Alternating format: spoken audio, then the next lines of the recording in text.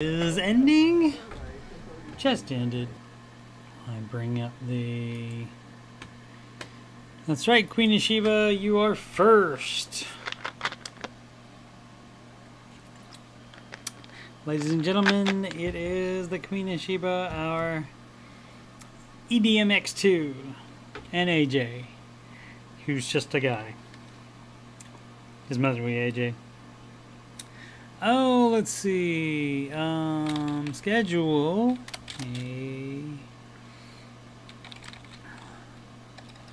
Open up Flash.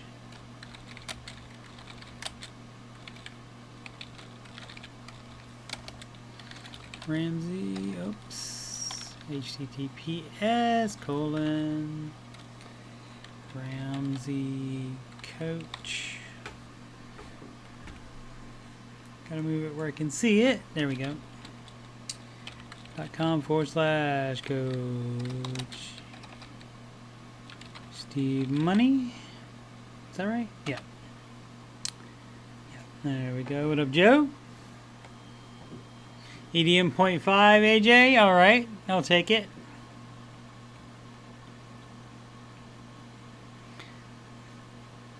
Queen of Sheba may be popping in and out a bit. Fair enough. Dinner waits for no one, I guess.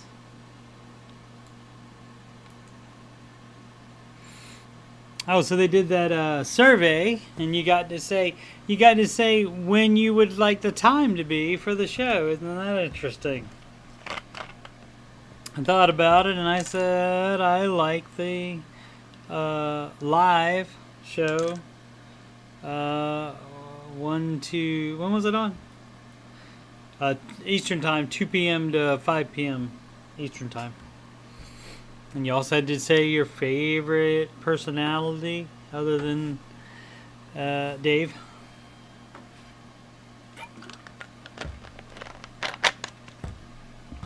And you got to put down who you got to notate who you like the least. And you can win $100 after first being promised $250 by the mod. I mean, I could understand if you had hit 200 instead of 100, but he put 250, so I don't know. Tina Scher was very honest when it came to the personality questions. You think, Tina? Oh, Tina, so here's how you do your call into the millionaire hour. You ready? Here's how you do this. You say, you don't focus it on yourself and act like you did it yourself. As a stay-at-home mom, you say a lot of we. You do the we, and then when he asks you what you do for a living, then you can say stay-at-home mom. You know what I'm saying? So that's that might be something you could think about. AJ's got to run at 5:30. All right. Look at AJ. So busy. Fantasy draft. Good thing, let's see. Good thing you didn't have it already and draft, what's his name from Ohio State running back? J.K. Dobbins, who's with the Baltimore Ravens, who was playing for some reason in the final preseason game against the Washington football team, and ACL out for the year. He was going to be their feature back this year. Exactly. And some people already had their drafts, and you know, that's the way it goes. Alrighty, let's see. I've taken too long here already. Alright, so I've been tapped by copyright claims a couple times on this. I'm gonna try a cappella version. Bear with me. Today's show 96, by the way, and Friday will be episode 100. So send me an email, CoachSteveMoney@gmail.com, if you would like to call in and be on the 100th and actually talk and say something, and even be on video if you want, or just audio is fine as well. So let me know. I'd like to hear from some people. Yeah. So here we go. Let's do the acoustic version. Do the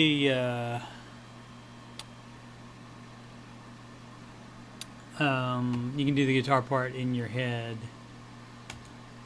Whoops, that's not what I wanted to do. Did I?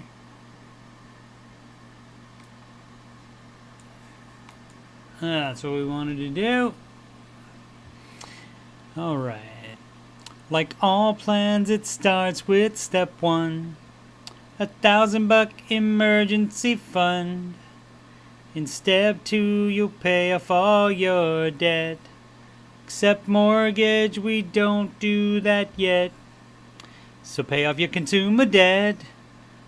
Every single one of the charges, from smallest to largest. Baby, step 3 is next.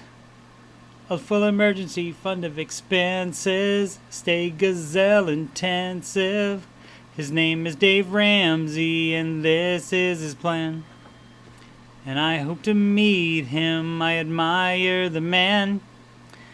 I've messed up in my life, but these steps have made it right. That's why I coach and why I host this after show. If you don't like results you're getting now, then you should do the baby steps. If you want to have financial peace, then you should do Dave's baby steps. Step 4 is when you can take a breath and go less gazelle and invest. Step 5 is to save for your kids. No student loans at all for college. 6 is to pay off your home. Step 7, build your wealth and don't keep it all yourself. And you live like nobody else. Now you get to live large. Now you get to give large. His name is Dave Ramsey, and this is his plan. And I hope to meet him. I admire the man. I've messed up in my life, but these steps have made it right. That's why I coach and why I host this after show. If you don't like results you're getting now, and you should do the baby steps. If you want to have financial peace, you should do Dave's baby steps. Ba-da-ba-ba, ba-da-ba, ba-da-ba-ba, ba-da-ba, ba-da-ba-ba, ba-da, ba-da-ba-ba-ba, ba-ba-ba-da-ba-da-ba-da-ba. Live from Columbus, OH. It's the Ramsey Show After Show where we talk about the Ramsey Show YouTube chat and the people in it, and all things financial and whatever else I want to talk about. I'm your host, Coach Steve Money. I am a certified Ramsey Solutions financial coach, Ramsey Preferred financial coach as well. And you can schedule a free consultation assessment at ramseycoach.com/Coach Steve Money. You can also, if you have any questions about that or anything else on my channel, you can email me at CoachSteveMoney@gmail.com. You could also reach me on Instagram and Twitter at Coach Steve Money, no spaces. If you'd like to donate to the channel so I can make it better, paypal.me/Coach Steve Money. Let's go back to the chat. AJ's nailed it. Thanks for the IO, AJ. I don't know. It seemed kind of boring, a little bit boring without the guitar in there. So, funny thing about getting the copyright claimed. One time it was for the original. It got ID'd as the original version of it, and then the second time it got copyright claimed as Nashville female version or something like that. I don't know why, but it was the same it was the same guitar riff each time, and obviously me singing it basically the same each time. Alrighty, today's Ramsey Show hosts were Ken Coleman, author of From Paycheck to Purpose, available for pre-order now, and George Camel, host of The Fine Print, would be on YouTube. That is a pod. He has 1.16k subscribers on there, and that's the name of the channel, is The Fine Print with George Camel. So, and a new one of those just dropped, as they say in the business, 6 hours ago. It's Afterpay, Affirm Klarna. I don't know what that means. Should you buy now or pay later? Previous ones were Bulletproof Your Money in a Pandemic, TurboTax is Screwing You. King Coleman said he was taking it PG-13 with that title. And The True Cost of Credit Card Rewards. George said he would also be co-hosting tomorrow in what was a scheduled 4-day Camelpalooza, but it'll end up being 3 days if tomorrow happens, due to audio issues last Thursday when there was no show. Tina Share says George was amazing. Flash says, speaking of The Fine Print, today's episodes was particularly good with, is that RC? I want to bring nowhere I can see it. Yeah. Oh, Rachel Cruz was on. Cool. Loved her perspective. Did the mod confirm Dave was on vacation? Yeah, he said he was at an event and would be back tomorrow. So I guess, yep, George and Dave Ramsey tomorrow. Well, it would be fun if Camel would be in the big chair and Dave would just be the color commentator. That would be fun, wouldn't it? Market report. We got a mixed one today. Dow down just a little bit, 0.16%. S&P 500 and NASDAQ. If it was a new record yesterday and it's up at all today, that means new records today too. So constantly setting new records. Russell down 0.5 point again after being up yesterday. But so this is somebody in the chat ask about this. The S&P 500. Back when it was, I think, 4,400 something, analysts predicted that it would be 5,000 by the end of the year.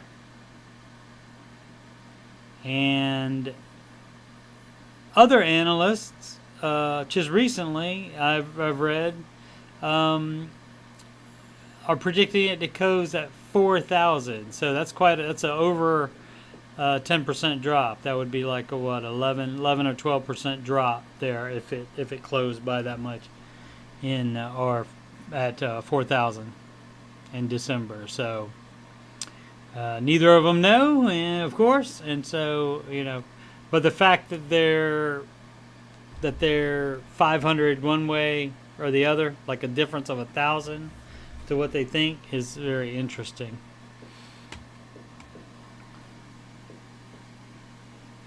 Flash says, but we did get the insider of when George Camel and Deloney are hosting, and that's 9/10. Yep, that's our 9/10, September 10, which is a week from Friday. And once again, this Friday is the Ramsey Show Aftershow show's 100th episode. Very exciting. Let's see, what else do we have here for you guys? New York Times, I don't have an account, so we just get this, but this is basically it. The world is still short of everything. Get used to it. Pandemic-related product shortages, from computer chips to construction materials, were supposed to be resolved by now. I don't remember anybody saying it was going to be fine soon. Really, I don't think so. The lumber prices went down. I think they've continued to go down. Oh, let's check. Lumber prices. 3 reasons why it will tumble 30% by year end. Prices drop. Builders remain cautious. Live. Is there a? Oh yeah. Okay. Let's do the 1 year on that. Can we do a 1 year? I'm clicking it. It's not letting me do the 1 year. Oh. Did it go up by that much? So it's down here, and then just recently, all of a sudden, it went there and then came back down. That is crazy. Did 1 month? Oh, okay. That is crazy. Look at that spike. It's like all of a sudden they like said, "Oh, there's no more lumber, so it costs this much," and then like a couple days later, when the heck was that? 723 to 726. 3 days later, and it's like, no, we're good. That's interesting. All right, hope you guys thought so by taking this little Google trip with me. So yeah, so there'll be shortages on stuff for a while. So if you don't have your favorite meal at your wherever you get meals from, if they don't have something, I guess don't be surprised. AJ's vacations are an event, he says. AJ's up 50 on the day.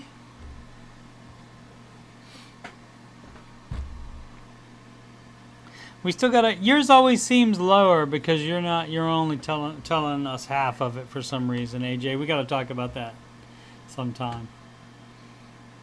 It doesn't have to be in front of the world. Let's see. This from Fox Business. Here's why 40% of 401k savers could lose out on lots of money. About 87 million workers have access to 401ks. Contributing to a 401k plan is one of the most efficient ways to accumulate wealth for retirement, but new data reveals that many savers may not be getting the most out of their employer plans. That's because roughly 40% of 401k plan participants don't fully understand what fees they're paying, according to a report released Thursday by the Government Accountability Office. Well, that's probably a good office to have. Let's see, about 87 million, but lack of knowledge. 2 kinds of 401k fees you need to look into: administrative and investment. Administrative fees aren't really within your control, though you can opt to save in an IRA over a 401k if your plan's fees are out of hand. Or you can do both, but you can do a Roth IRA in addition. But you do have the ability to keep your investment fees to a minimum. There are a few different types of funds you'll generally find in 401k. Keep in mind, these plans generally they don't let you buy individual stocks. Target date funds, there's no L in that. Target date funds, actively managed mutual funds, and passively managed index funds. And is it telling you which one? Actively managed mutual funds, meanwhile, are notorious for charging high fees. The logic is that you're paying for the expertise of a fund manager whose job it is to select a unique mix of stocks or other investments to help your money grow. Actively managed mutual funds can deliver high enough returns to make up for their hefty fees. Sometimes, which is correct. So, and nobody ever brings that up when they're talking about the fees with the actively managed. But that's what Dave Ramsey recommends for retirement. The passive index funds he recommends if you are saving for a purchase, but that saving in the stock market like that has to be for a minimum of 5 years, because historically that's did my camera move? No, I'm good. Okay, all right, I thought my camera moved and I was like way out of frame. All right. But that's basically, yeah, that's basically the deal. That's just telling you to look out for those funds for the actively managed. And yeah, if they're not making you the same amount of money, then you definitely got to look into changing something. Let's see. Maybe they should read the fine print of their 401k. Yeah, Tina, maybe that'll be the next fine print episode. AJ says, we're all in different places. I don't want to sound braggadocious. I talk about the account I manage because it's something I'm actually actively working on. All right, well, that's, that's fine. I'm just curious. I'm just curious about it because, like I said, that the thing that you're doing, it doesn't sound like there's a bunch in there.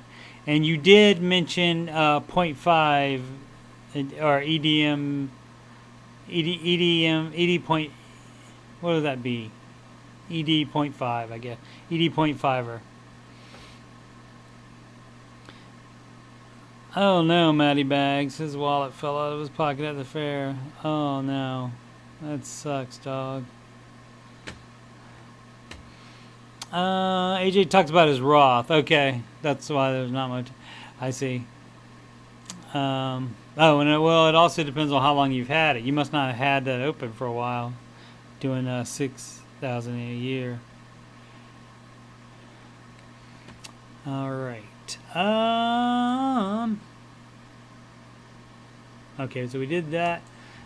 This one we've talked about AMD and Intel a little bit on the show, and this article in the Motley Fool wonders if AMD will be worth more than Intel, and that would be interesting. David is growing larger as Goliath shrinks. One thing that AMD is doing is they have gotten into the video card making game, and because they bought ATI Technologies, which made video cards, and now they're AMD cards, the Radeon brand, or Radeon, I don't know, Radeon, I don't know exactly which way to pronounce it. It's one of those. But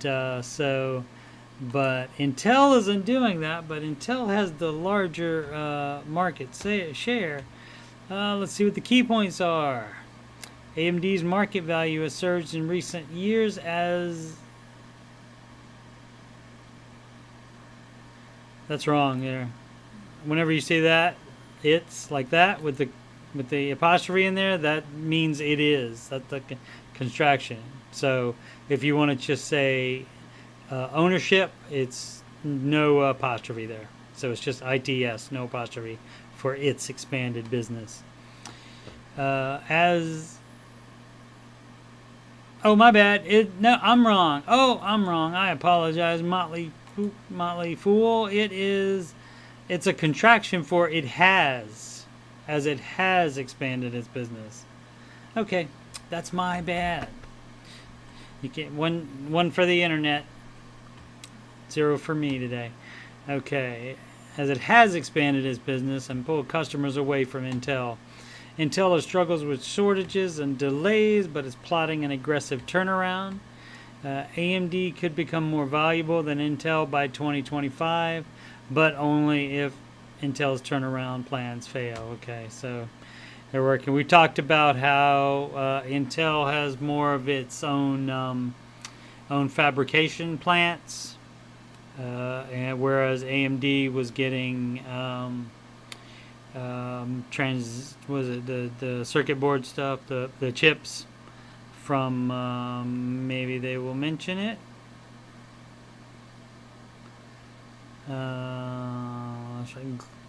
Internal Global Foundries, we have a fabulous chip maker. Right, so they let go of their internal foundry, and so they just outsource them, right? They switched to TSMC, right? And TSMC, we just had a story on here where those prices were going to get more expensive for those chips. So yeah, it all depends. But basically, AMD is doing what Intel is doing by putting out the processors for computers, and also what NVIDIA is doing with the video cards. That's right, across two different markets, basically. That's the dealio, yo. The market's enthusiasm for Intel waned as it ceded the CPU market to AMD in the early 2000s. Did it really? However, AMD spread its resources too thinly after it expanded into the GPU market as graphics card, graphics processing unit, with its acquisition of ATI. That is a spammer. In 2006, and it struggled to battle Intel and NVIDIA across two different markets. Okay. All right. Yeah, I remember in the early 2000s, I was alive then. I don't know how many of you were, but yeah, when they were first coming out, they were not only cheaper than Intel, they were a lot cheaper. And then also it was the deal where you could supposedly overclock them a lot easier and safer. And so they did get some market share, but I don't think they I don't think Intel really had anything to worry about as far as the market share. I think most computers still have Intel processors in them. Last data I saw. Oh, let's see.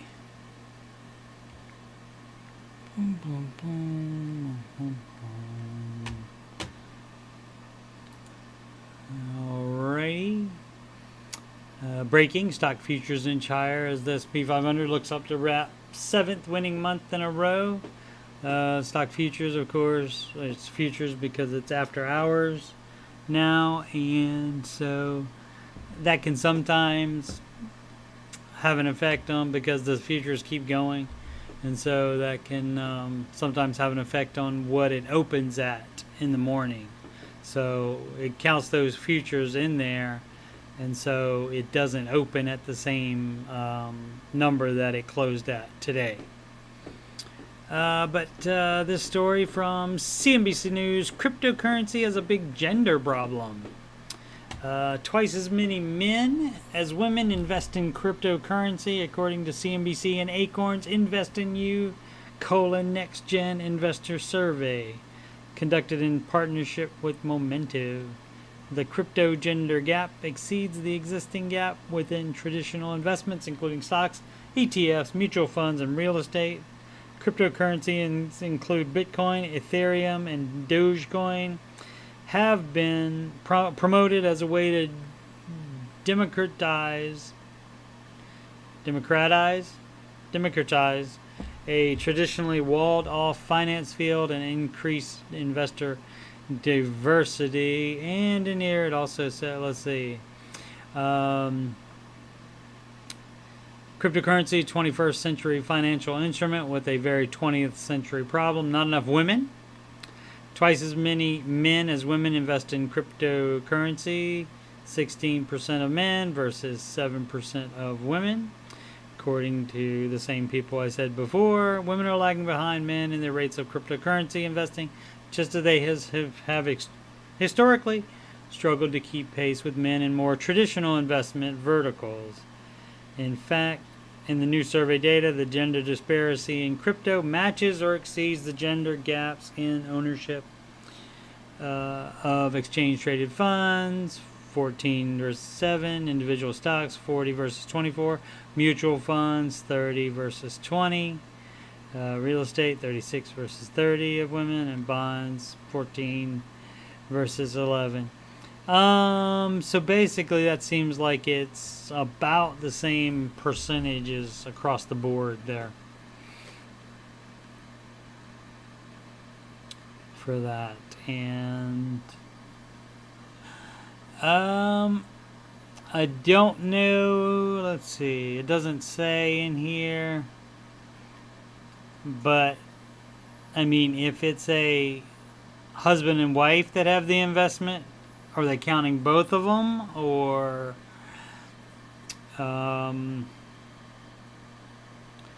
just the man? It doesn't say that, but of course, let's go racial with it.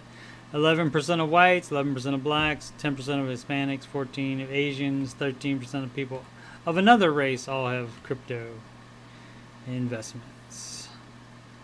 Black women face the highest investing barriers.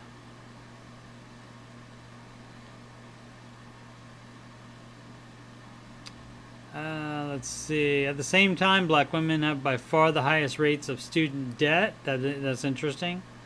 30% of black women, but just 17% of black men. 16% of white women and 13% of white men have student debt. Interesting.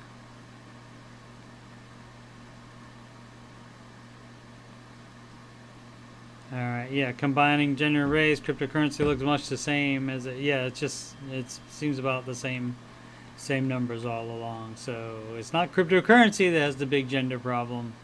It's investing at all, it seems like. Alrighty, let's see. AJ says he wouldn't mind having 10 to 20K in crypto. Well, you gotta have 10 to 20K at all first to buy it. Voyager supposedly will pay you between 5 and 10% interest to hold coins with them. Nothing and looking at doing, but hey. Nothing I'm looking. Oh, okay. Nothing he's looking at doing. All right.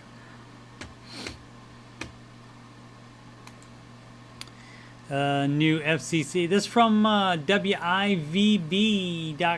which is in the Buffalo area. And new FCC requirement has spam calls declining, except if you live in these cities. And so this is the data, except these cities: Akron. There's a city in Ohio. It's just that list, but it says maybe it seemed a long list, but opposite is happening everywhere else in the company. Robocalls dropped 5% nationwide, a decline of more than 200 million calls. Experts suspect the decline is because of something called Stir Shaken, an acronym that has nothing to do with cocktail making. And I don't think they explain what it means, but it's some kind of technology where it makes it a caller ID technology that makes it harder for spammers to spoof numbers, like when they make it seem a call is coming from your area code. Right, and if in case you didn't know that, when somebody calls and you look on your phone and it said, "Oh, it's from my area code and it's this number," it doesn't have to be necessarily from that area code or the number. They can just make it look like that. And that is a scam, likely, as you can see right there. And that's on my cell phone. I don't answer any calls anyway if I don't recognize the number. If it's important, they will leave a message. Although, if it's a 615 area code and you've signed up for any Ramsey Solutions prize giveaways or anything like that, answer it. But 615 is also Churchill Mortgage and Xander Insurance. Let's see. The biggest drops, Virginia Beach. Virginia is one of those. But so that's the deal on that. They just have it's new technology that makes it harder for spammers to spoof the numbers. Let's see, what else do we have here? Still moving. The moment we are done here, I'm going to be going to pick up the last carload of boxes from my old apartment. And then either tonight or tomorrow, I'll probably wait till tomorrow.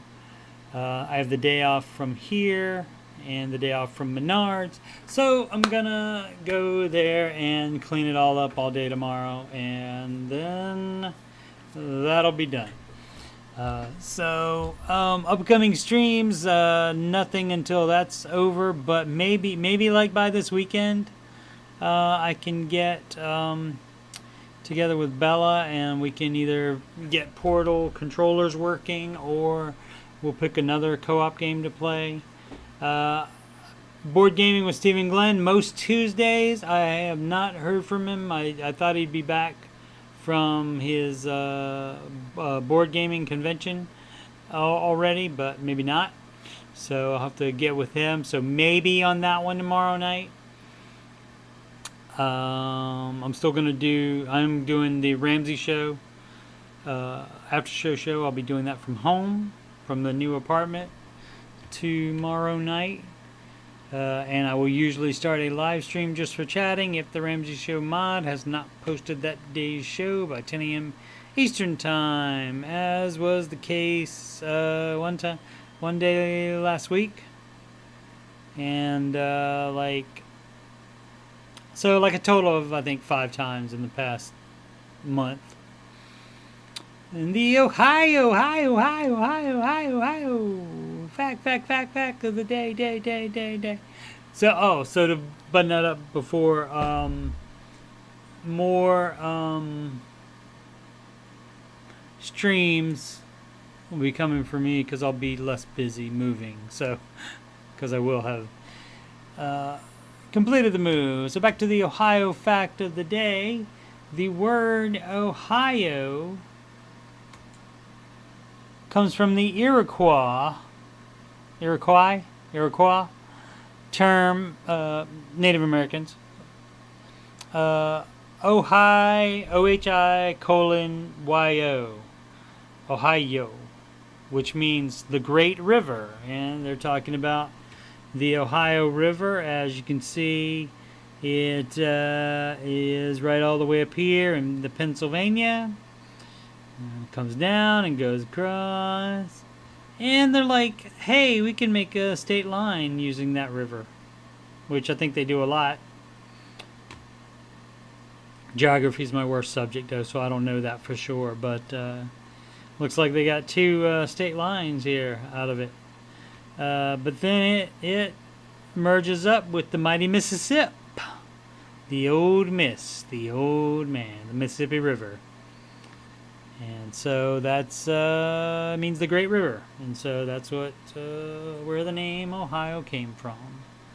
I think we have another picture of it. Yeah, that is where it where the Mississippi and the Ohio rivers combine. So this part right here is right there, right there. So very nice. Alrighty, so I think that's it for today. Let's check up with the chat. I've neglected the chat for too long. Let's see.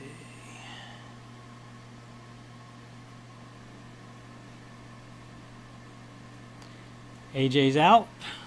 Has to prepare food substances. Alrighty. And well, that's all I have.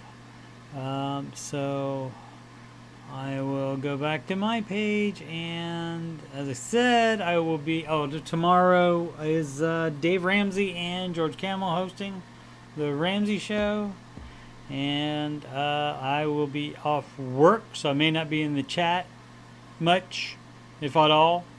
But I will be doing the after show from my new apartment. Alright guys, you have a good night and make smart financial decisions every day. And then I have to move that so I can hit the end.